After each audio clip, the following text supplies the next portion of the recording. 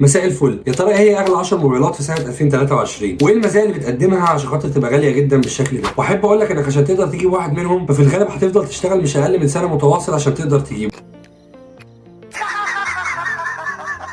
في المركز العاشر وان بلس 10 برو 5 جي، وده تابع لشركه بي بي كي الكترونكس واللي بتضم شركه اوبو وريلمي وفيفو، وبيجي بشاشه 6.7 بوصه ومعالج سناب دراجون 8 جين 1، وده يعتبر واحد من اقوى المعالجات في العالم حاليا، وكمان 12 جيجا رام وبطاريه 5000 ملي امبير، وسعه تخزين بتوصل لحد 512 جيجا بايت، وسعر الموبايل حاليا حوالي $700 تقريبا. في المركز التاسع تليفون موتوريلا ايدج 40 برو، وبيجي بشاشه 6.7 بوصه ومعالج قوي جدا سناب دراجون 8 بلس جين 2 بتقنيه 4 نانومتر برضه، ودي تقريبا بتكون اسرع بنسبه 20% من معالج الوان بلس، وبيجي ب 12 جيجا رام وبطاريه 4600 ملي امبير. اما بقى عن سعه التخزين فيه فبتوصل لحد 256 جيجا بايت، وسعره حاليا حوالي $910 تقريبا. في المركز الثامن فيفو اكس 90 برو، وبيجي بشاشه قطرها 6.78 بوصه ومعالج سناب دراجون 8 جين 2 بتقنيه 4 نانومتر و12 جيجا بايت رام وبطاريه 4700 ملي امبير. اما عن اقصى سعه تخزين للتليفون ده فبتوصل ل 512 جيجا بايت، وسعره حاليا حوالي $1000 تقريبا. في المركز السابع جوجل بيكسل 7 برو، وبيجي بشاشه قطرها 6.7 بوصه ومعالج قوي جدا من جوجل اسمه جوجل تنسور جي 2، وده بيكون بتقنيه 5 نانومتر، وكمان 12 جيجا رام وبطاريه 5000 ملي امبير، وسعه التخزين بتاعته بتوصل لحد 512 جيجا بايت، وسعره حاليا حوالي $1100. في المركز السادس يجي التليفون العملاق اسوس روج 7 التيميت، وده بيجي بشاشه كبيره نسبيا 6.78 بوصه ومعالج سناب دراجون 8 جين 2 بتقنيه 4 نانومتر، وكمان 16 جيجا بايت رام وبطاريه عملاقه بتوصل ل 6000 ملي امبير، وسعه التخزين بتوصل لحد 512 جيجا بايت، وسعره حاليا حوالي $1400. في المركز الخامس يجي ايفون 14 برو، واللي بيجي بشاشه 6.1 بوصه ومعاه كمان المعالج العملاق ابل اي 16 بايونيك، واللي بيجي بتقنيه 4 نانومتر، وكمان 6 جيجا بايت رام وبطاريه 3200 ملي امبير، وسعه التخزين بتاعته عملاقه جدا وبتوصل لحوالي 1000 جيجا بايت، وسعره حاليا حوالي $1500. في المركز الرابع يجي سامسونج جالاكسي اس 23 الترا، وبيجي بشاشه عملاقه 6.8 بوصه ومعالج سناب دراجون 8 جين 2 بتقنيه 4 نانومتر، وكمان 12 جيجا بايت رام وبطاريه 5000 ملي امبير. اما عن سعه التخزين فبتوصل لحوالي 1000 جيجا بايت، وسعره حاليا عامل حوالي $1600. في المركز الثالث سوني اكسبيريا 1 اي في، وبيجي بشاشه قطرها 6.5 بوصه ومعالج سناب دراجون 8 جين 1، وكمان بيجي معاه 12 جيجا بايت رام وبطاريه 5000 ملي امبير، وسعه التخزين بتوصل فيه ل 512 جيجا بايت. اما عن سعره حاليا فهو حوالي $1600. في المركز الثاني يجي العملاق ايفون 14 برو ماكس، واللي يعتبر فعليا بيقدم افضل قيمه مقابل سعر، وده عن تجربه، وبيجي بشاشه 6.7 بوصه ومعالج قوي جدا ابل اي 16 بايونيك، وكمان 6 جيجا بايت رام وبطاريه 4300 ملي امبير، وسعه التخزين بتوصل ل 1000 جيجا بايت، وسعره حاليا عامل $1600. في المركز الاول يجي سامسونج جالاكسي زد فولد 4، وبيجي بشاشه عملاقه قطرها 7.6 بوصه، واعتقد ان دي الشاشه الاكبر في العالم حاليا، ومعالج سناب دراجون 8 بلس جين 1 بتقنيه 4 نانومتر، وكمان 12 جيجا بايت رام وبطاريه بتوصل ل 4400 ملي امبير، وسعه التخزين بتوصل لحد 1000 جيجا بايت، وسعره حاليا عامل حوالي $2150، وده الاغلى في العالم على الاطلاق. وكالعاده حابب اختم الفيديو بتاعنا بسؤال: لو عندك امكانيه ان انت تشتري اغلى تليفون من التليفونات دي هتختار انهي واحد فيهم؟ بس كده يا سيدي، لو عجبك الفيديو اتمنى تدعمني بمتابعه ولايك وشير، وشكرا ليكم.